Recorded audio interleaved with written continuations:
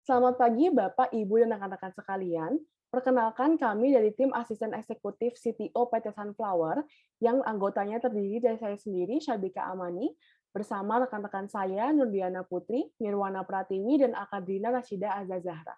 Pada kesempatan kali ini, kami akan mempresentasikan hasil penelitian kami mengenai metode rapat yang paling tepat untuk digunakan oleh PT Sunflower pada masa pandemi ini. Berikut ini adalah agenda presentasi yang akan kami bahas pada hari ini, yaitu akan dimulai dengan pendahuluan, lalu dilanjutkan dengan kriteria pertimbangan, tren dan kondisi perusahaan di tengah pandemi, analisis perbandingan, dan rekomendasi. Baik, pertama-tama saya akan menjelaskan mengenai bagian pendahuluan dan latar belakang masalah. Perkembangan perusahaan yang sangat pesat dalam 3 tahun terakhir ini, yang ditandai dengan meningkatnya jumlah transaksi yang dilakukan oleh PT Sunflower, membuat perusahaan harus menyelenggarakan rapat secara berkala.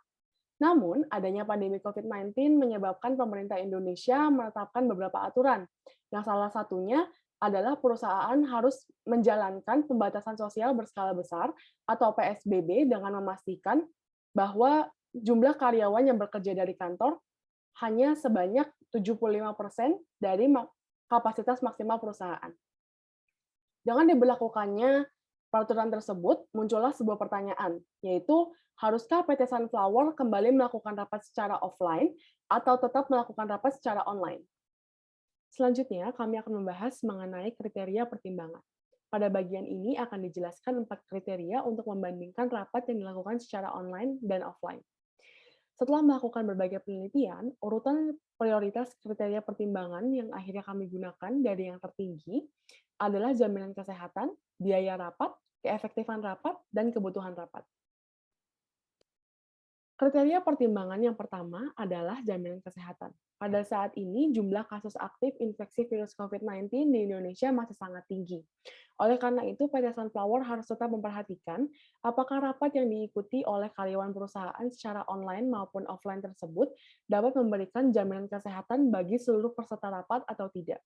Jaminan kesehatan yang kami maksud adalah kepastian bahwa setelah mengikuti rapat, seluruh peserta rapat akan tetap sehat dan tidak terpapar virus COVID-19. Kriteria pertimbangan selanjutnya adalah biaya. COVID-19 telah menjadi pandemi global dan belum jelas berapa lama akan berlangsung. Oleh karena itu, penting bagi perusahaan untuk proaktif dalam menilai risiko dan kerentanan dari sudut pandang keuangan. Untuk bertahan dalam situasi ini, perusahaan harus bertindak tegas dan melakukan perencanaan untuk mengurangi risiko agar keuangan perusahaan stabil. Kriteria pertimbangan yang selanjutnya akan saya jelaskan itu mengenai keefektifan rapat. Rapat dikatakan efektif ketika rapat tersebut berisi diskusi yang bersifat terbuka, melibatkan orang-orang yang memiliki kepentingan, serta rapat tersebut menghasilkan suatu keputusan, rencana, ataupun ide-ide kreatif lainnya yang nantinya dapat diaplikasikan untuk perkembangan perusahaan. Selain itu, hasil rapat harus dapat dibagikan kepada orang-orang yang terpengaruh oleh hasil rapat tersebut. Selanjutnya yaitu kebutuhan rapat. Saat melaksanakan rapat baik online maupun offline, tentu terdapat persiapan yang harus dilakukan terlebih dahulu agar rapat dapat berjalan dengan baik. Nah, persiapan untuk keseluruhan partisipan biasanya disediakan oleh tim Human Resource Development dari perusahaan. Sedangkan persiapan lainnya tergantung juga pada partisipasi masing-masing individu yang mengikuti rapat. Nah, kebutuhan rapat yang diselenggarakan secara online tentu memiliki perbedaan yang cukup signifikan dengan ketika perusahaan mengadakan rapat secara offline. Contohnya saja pada tempat untuk bertemu saat rapat. Apabila melaksanakan rapat secara online, contohnya dapat menggunakan Zoom ataupun Google Meeting, sedangkan offline perlu memerlukan ruangan untuk bertemu. Bagian selanjutnya adalah tren dan kondisi perusahaan di tengah pandemi. Tren bekerja di tengah pandemi yaitu hybrid work. Bisnis telah beralih dari struktur kerja kantoran ke model kerja yang lebih fleksibel. Saat memasuki tahun 2022, perusahaan di seluruh dunia masih mencoba mencari tahu cara kerja apa yang terbaik untuk mereka. Sekarang, hybrid work menjadi pilihan umum di kalangan pengusaha secara global. Hybrid working adalah kombinasi bekerja di kantor dan bekerja di mana saja, termasuk dari rumah. Artinya, perusahaan telah memberikan pilihan kepada karyawan untuk menerapkan sistem kerja yang mereka nilai paling efektif. Kondisi perusahaan PT Sunflower sendiri dalam 3 tahun terakhir itu memiliki peningkatan yang cukup pesat terhadap jumlah kunjungan dan juga jumlah penjualan dibandingkan tahun-tahun sebelumnya. Berdasarkan hal tersebut, perusahaan diharapkan dapat menyesuaikan dan juga meningkatkan kinerjanya dengan terus mencoba memberikan kepuasan kepada pelanggan, namun di saat yang bersamaan juga tidak melanggar kode etik dan juga aturan yang diberlakukan.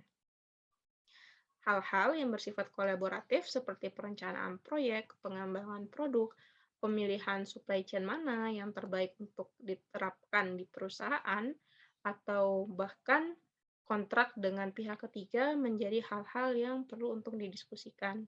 Oleh karena itu, pertimbangan metode rapat manakah yang tepat untuk perusahaan, apakah offline ataukah online, itu menjadi hal yang penting untuk dipertimbangkan. Oke, selanjutnya adalah kondisi pandemi saat ini. Dari data tersebut, yaitu bersumberkan COVID-19 Go ID, tercatat bahwa pada tahun 2022, masyarakat Indonesia yang terkonfirmasi telah terpapar virus COVID-19 adalah 6 juta lebih. Sedangkan kasus aktif yang ada yaitu 31.000 lebih, dan terdapat kasus meninggal dengan jumlah 156.000 lebih. Selanjutnya, kami akan membahas mengenai analisis perbandingan dari metode rapat yang dilakukan secara online dan offline. Pertama-tama kami akan membahas mengenai rapat yang dilakukan secara online. Dari segi jaminan kesehatan, rapat yang diselenggarakan secara online akan diikuti melalui perangkat elektronik pribadi dan dari rumah atau tempat kerja pribadi masing-masing peserta rapat, sehingga tidak akan terjadi kontak secara langsung antar peserta rapat. Oleh karena itu, penyelenggaraan rapat secara online ini dapat memberikan jaminan kesehatan secara pasti kepada seluruh peserta rapat. Selanjutnya, analisis biaya online meeting. Untuk melakukan online meeting, perusahaan dapat menggunakan layanan video conference. Peserta sebanyak 10 orang hanya memerlukan satu host saja. Dari tabel ini, biaya layanan video conference berkisar mulai dari Rp186.000 sampai dengan Rp239.000 per host per bulannya. Keefektifan online meeting atau rapat online itu yang pertama dapat menghubungkan peserta yang berada di kota dan wilayah yang berbeda dengan mudah. Karena yang dibutuhkan hanya berupa koneksi internet yang memadai, persiapan pribadi partisipan sebelum mengikuti rapat, dan juga layanan konferensi video yang disediakan oleh perusahaan.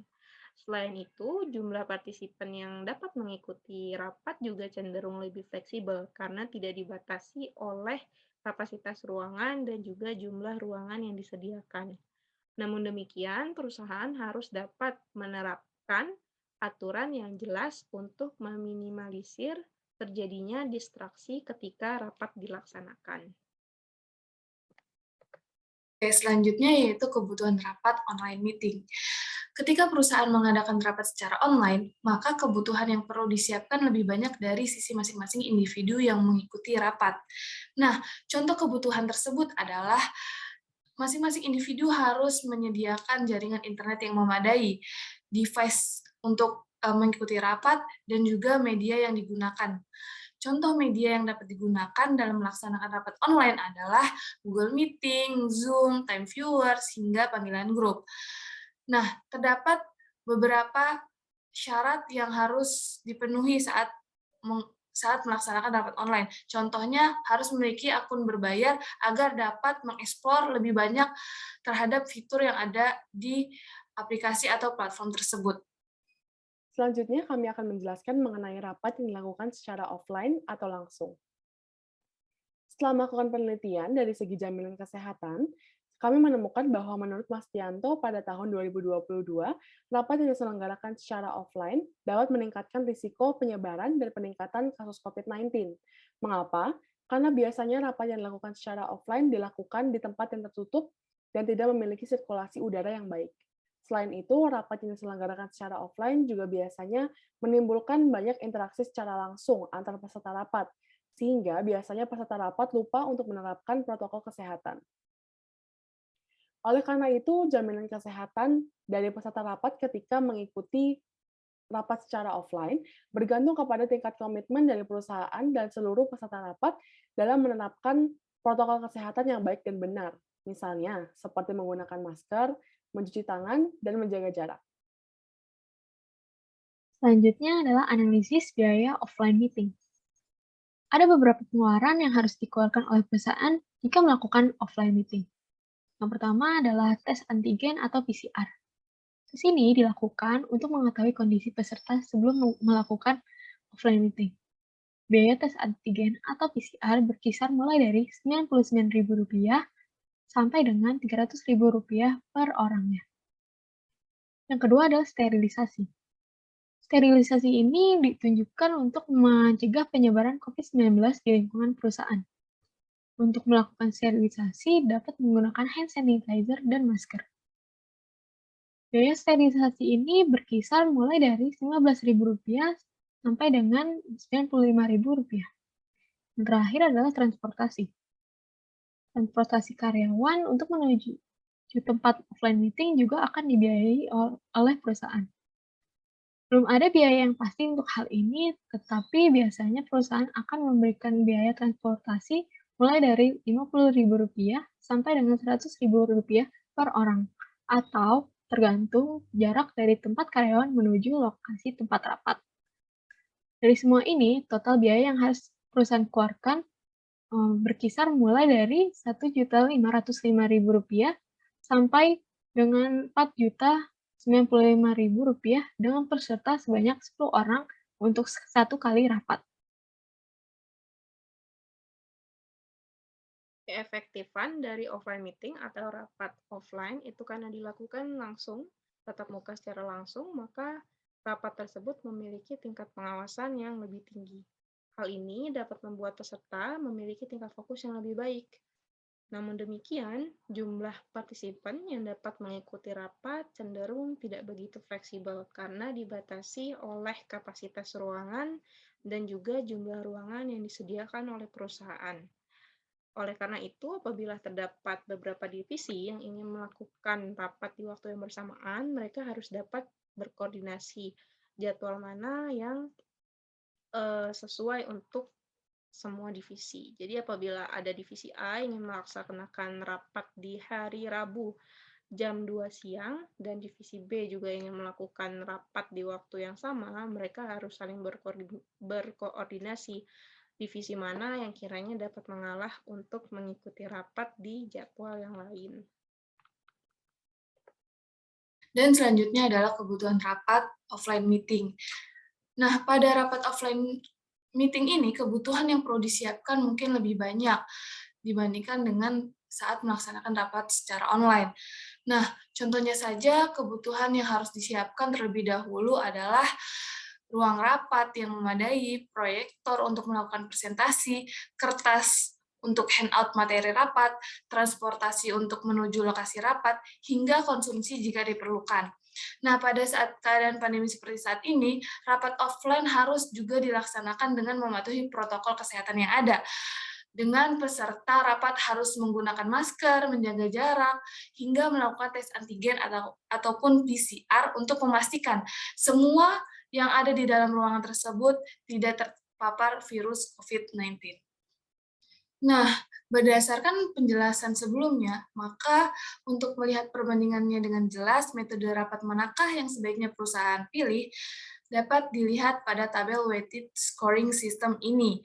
Nah, di sini terdapat 4 kriteria, yaitu jaminan kesehatan, biaya, keefektifan, dan kebutuhan rapat.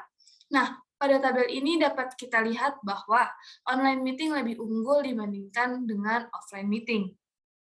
Nah, selanjutnya adalah rekomendasi. Nah, maka rekomendasi yang dapat kami berikan berdasarkan hasil tabel sebelumnya yang dapat kita lihat yaitu rapat secara online lebih unggul dalam 3 kriteria, yaitu jaminan kesehatan, biaya, dan kebutuhan rapat. Nah, sehingga skor tertinggi didapatkan oleh rapat yang dilakukan secara online. Nah, maka kita merekomendasikan bahwa PT Sunflower diharapkan dapat menyelenggarakan seluruh rapat secara online untuk mengurangi adanya resiko penyebaran virus COVID-19 di lingkungan perusahaan. Mungkin cukup sekian yang dapat kami sampaikan, kurang dan lebihnya kami mohon maaf. Terima kasih atas perhatiannya. Wassalamualaikum warahmatullahi wabarakatuh.